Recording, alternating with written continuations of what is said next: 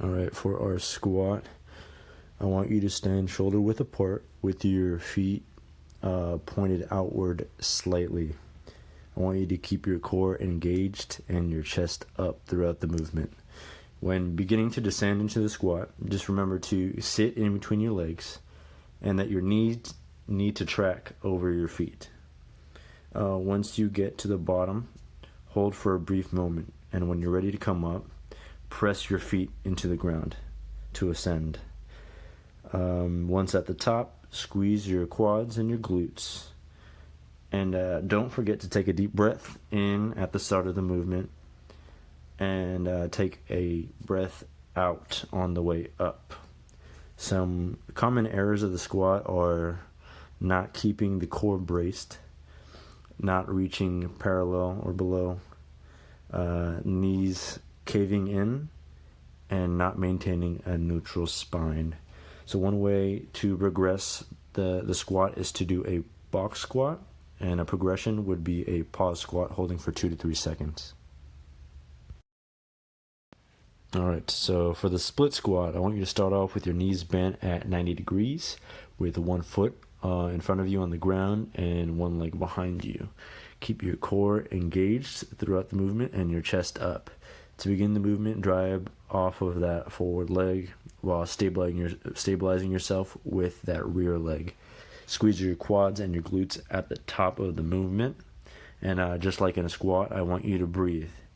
Some common errors are not properly stabilizing yourself and losing balance, leaning too far forward with your torso during the movement, and stepping out too far or too close during the movement with that forward leg.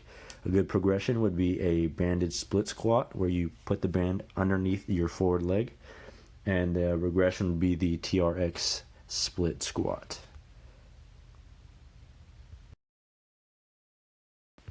Alright, so for a Romanian deadlift or an RDL, I want you to start standing straight up with the weight in your hands and your core engaged. Now what you want to do is something called a posterior pelvic tilt, which is achieved by squeezing your glutes together at the top, okay? So to begin, I want you to hinge at the hips by leaning forward while your hips go back. Alright, this is not bending over or like you normally would. This is hinging at the hips. That's very important. You want to keep the dumbbells close to you throughout the whole movement so the weight is distributed close to your body. Go down until you can feel a stretch or you can't go any further without bending your back because you want to maintain that neutral spine.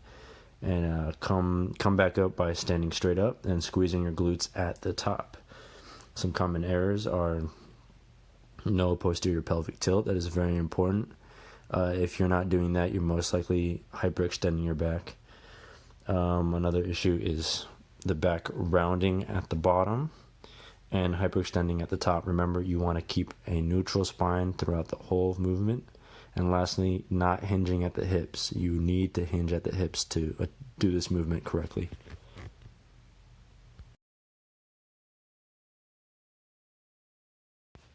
Okay, so the final movement, the lying glute bridge. We want to start by lying on the ground with our knees bent at about 90 degrees, our core engaged, and we want to do a posterior pelvic tilt. This is achieved by essentially making your lower back touch the floor. A good test is asking someone to try to put their hand underneath your lower back while you're lying down with your knees bent. If they cannot, you're good to go. You're doing the pelvic tilt. So you want to drive your hips up by pressing your feet into the ground. Once at the top, squeeze your glutes as hard as you possibly can while maintaining that pelvic tilt. Slowly lower yourself back to the starting position and make sure you're doing that posterior pelvic tilt all over again. So some common errors are, again, not doing that posterior pelvic tilt. You will not engage your glutes properly if you don't do it. Hyperextending at the top, so your hips are way too high at the top. Probably means, again, you're not doing the posterior pelvic tilt. Not keeping your core engaged, and not squeezing your glutes at the top. You really want to finish the movement by squeezing your glutes. So a good progression would be doing the exercise one leg at a time. It makes it really difficult. And a good regression is just holding the top position for time as long as possible.